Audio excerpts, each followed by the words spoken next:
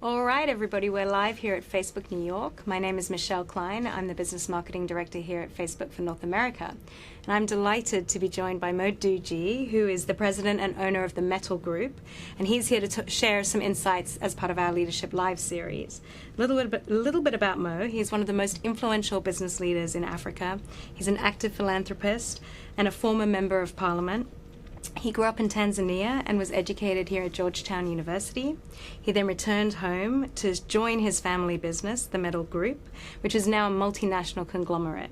Under his leadership, the revenue has grown from $30 million to more than $1 billion in annual sales, and Metal employs nearly 30,000 people across Africa. He has also signed the Giving Pledge, and his philanthropy focuses in 3 areas: healthcare, education, and community development. He married his high school sweetheart, Sarah, and they live in Dar es Salaam with their 3 children. We're very excited to have you here today and with our folks on the live stream, so we'll get started.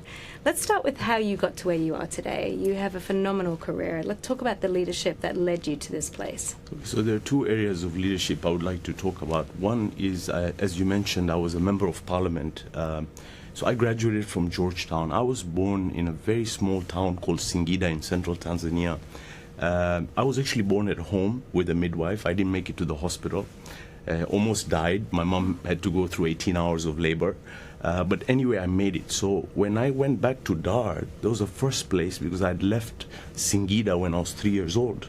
When I got there and I drove 5 kilometers out of the town, it's a peri-urban town, and I met an old man. He was kneeling down. There was yellow water, puddle of yellow water, and he had a bucket and he had a plate, and he was scooping that water and putting it into the bucket. And I asked him, "Sir, what are you doing?" And he says, "This is the water that we're drinking." Of course, I didn't believe him because I didn't think that we were so far behind. He invited me to his house. I saw young children drinking yellow water in used PET bottles. So when I left, I started doing a lot of research. I realized the healthcare centers were far away. Education was very low. So by the time the parent decided to take the kid to the hospital, many times it was too late. And 4 out of 10 kids lost their lives. Now, we have children, I have children. I love my children, but I know every parent loves their child the way I love my child. And nobody can tell me that a child in New York or in DC, his or her life is more worthy than a child in Tanzania. So that prompted me to get into politics. So that was on one side. And then, of course, on the business side, as you mentioned, that I joined my father's business. It was a trading business, mainly trading in soft commodities. And we are still one of the largest trading houses in Tanzania. So we import everything from fertilizer, sugar, from bubble gum to yeast, from air conditioners to stoves, from tractors to motorcycles. We export anything and everything that is found in the region. So coffee, cocoa beans, sesame seeds, pulses, yellow gram, green mung, cotton, we export. But what I did was got into more of a value addition. So while my father was importing edible oils, I said that why should I not go into edible oil refining and soap manufacturing. See, so Tanzania's GDP is 50 billion. Per capita income is $1,000 a year. So obviously that disposable income is quite small. So I was targeting in producing anything that is quality, but at a very competitive price. So I'm into edible oil refining, so soap, cooking fats, margarines. I compete with Unilever and Procter & Gamble. So they have their Omo brand. I have my Mo brand in terms of detergents. I'm into textiles, so ginning, spinning, weaving, processing, moisturizing, printing. So we have capacity of 100 million meters of cloth. So this is maybe 2 times the circumference of the world. And then we are into agriculture. We've got in sisal, which is made, the ropes are made out of sisal and sisal carpets. We're into logistics. So all in all, the company has grown tremendously. But most importantly, that we are the 2nd largest employers after the government in Tanzania. Fantastic. Wow. Thank you for sharing that incredible story and the amazing work you've done, not only for the country at large, but the community and development. You must have had a lot of terrific advice along the way, either from your your family or from the leaders that you've met through politics or business. Can you share some of the best advice you've been given and how that's propelled you? So one of the advices that I was given that, as you get wealthier, do not increase your standard of living, rather increase your standard of giving. I believe life is very, very short, and when we die, we're all going to be accountable of what impact that we have made in this world. And so I've decided to do more philanthropy while I'm young, and many a times people ask me a question that why you just turned 40, you're 42, and you've decided to give away half your wealth.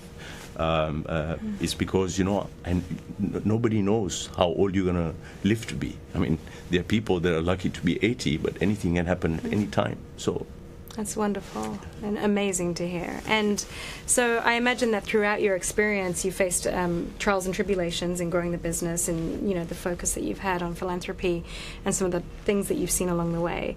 Can you talk a little bit about any failure you've experienced personally, and then what you learned from that, and advice that you would give others in the face of either fear that might hold them back or going through a failure? So of course I've gone through many failures. One, I decided to manufacture bicycles in Tanzania, and then realized that we didn't have the economies of scale and the business didn't work very well. But I've gone through a lot of problems. In the late 1990s, I had bought a shipment of rice in Vietnam. It was loaded, and we were trying to get an insurance on it. For some reason, that ship was a phantom ship. So it didn't have a registration. So I told the port authorities to offload that rice, but they refused, and it was a phantom ship. It's called MV Luna Brisa, never turned up to Dar es Salaam. They went in and cashed in the LC, but out of relationship with the bank, I decided to go ahead and pay, although my lawyers were saying I should go and sue them. But I did pay them, and it was the right decision I made, because today now they're giving me hundreds of millions of dollars in terms of credit line. Terrific. And it goes back to that inspirational quote that you said earlier about giving away and sharing rather than investing in yourself. So that's very insightful. You probably, there's so much you could go back in time and do differently, as you've just shared. But if you were to meet your 25-year-old self, what advice would you give that 25-year-old Mo? So I've missed many boats in areas where I should have invested. I should have invested in the banking system. I'm trying to buy a bank now, but I think it's a little too late. Two, I missed the whole mobile telephony interesting. Cycle, because I kept on thinking at that time, I'm like, people do not have money. Where are they going to buy phones and communicate? But today, if you look at Tanzania, I mean, everyone has got a cell phone. One. So these are my two regrets that I kind of missed the boat on them. But of course now we're putting up a platform, because we've realized that the price, the commodities that we're selling at wholesale vis-a-vis what my products are selling at retail, there's a 30% difference. And that is why you see the Amazons of this world and the Alibabas of this world have done a fantastic job. So this is an area where I'm looking at to set up a platform that people can just buy the products directly and save money. That's terrific. And I think you haven't missed the mobile revolution. It's happening right now. So there's plenty of opportunity, and it sounds like you've got some great ideas around that. So we'll watch this space. So you're here in New York today. You're traveling constantly. You obviously have a grueling schedule. You've got a lot of things that you're focusing on. A lot of young leaders ask about how to prioritize their time. How do you make the white space to just think and reflect? How do you make space to connect with your family and friends? Can you share a little bit about how you manage your schedule? So I wake up at 5 in the morning every day. Sometimes I'm really tired, but I drag myself out. And I pray in the morning, and then I head to the gym and run 4 or 5 miles. Then come back, just run, do cardio, come back, take a shower. By 6:15 I'm at work on a normal day. And I get 300 to 400 emails a day, because I trade in various commodities and internal mails, regional mails. By 7:30 I try to clear all my mails, and because I've got over 60 divisional companies, so I have 60 divisional board meetings in a month. So I start the one at 7:30, the bigger one.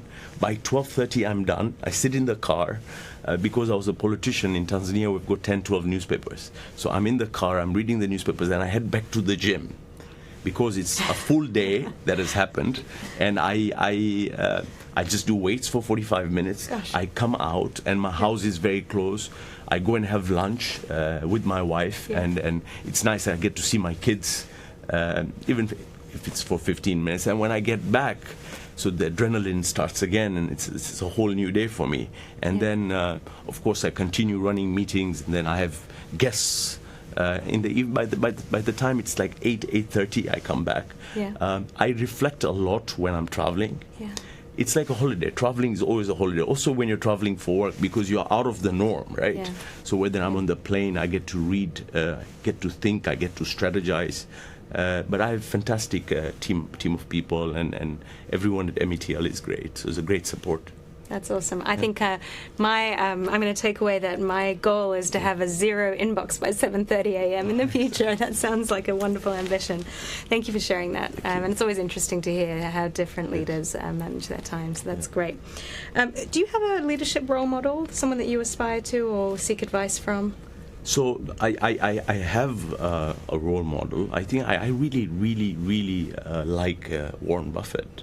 I think he's a fantastic investor. He's a guy that I have met him.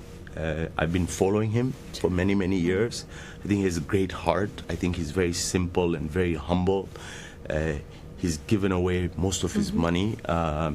So he's a guy that I look up to always. His honesty, his ethics, fantastic guy. That's terrific, yeah, and super insightful and so much to learn from. So last question, so any advice, we have a lot of people tuning in, but advice that you would give to young leaders today? We live in a complex world. You mentioned the mobile revolution that's happening all around us and all the other forces. What advice would you give? My advice to the youth is, life is tough, to be successful. You can't get onto an elevator or an escalator. It's a step-by-step process. You need to climb the stairs. So you need to be vigilant. You need to be very hardworking. It's very competitive out there. You need to be disciplined. You need to be ethical. And credibility is very, very important. So if you focus on these things, that success won't come very quickly, but it's a journey, then I'm telling you there's nothing that can stop you. That's terrific, and those are definitely principles to live by. Well, thank you so much for sharing. We have a little tradition here at Facebook, so just before we close, it's called a lightning round. I'm going to ask you a question, don't overthink it. You can just say the first thing that comes to your mind, and we'll get going. So first, we know this now, first thing you do in the morning, but I think we have this. The correct answer or an honest answer? Correct answer would be coffee. Honest answer, I would smoke a cigarette. That's terrible. And then go to Bad the gym. influence. I think I know what the guilty pleasure is going to be. What's at the top of your bucket list? I just want to play more golf. I used to be a scratch handicap golfer, and I don't get time to play golf. So my bucket list is to go anywhere where I can play golf. Oh, yes. Terrific. Yeah. So what's your guilty pleasure?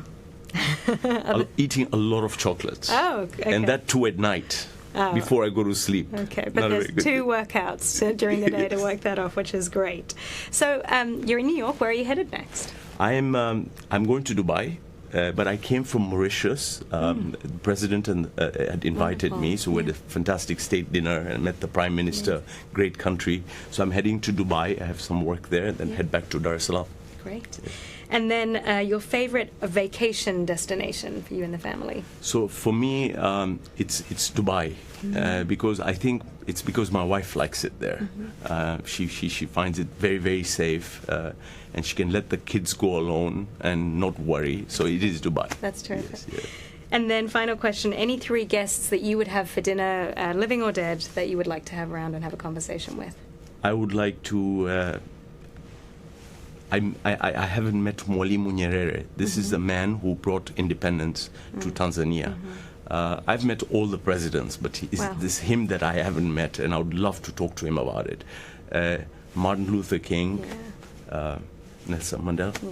Yeah, great. Well, thank you so much. As I said, this is part of our Facebook Leadership Live series. It's been a pleasure to meet you today and hear your insights, and we look forward to seeing you again. Appreciate it. Thank you. Thank you.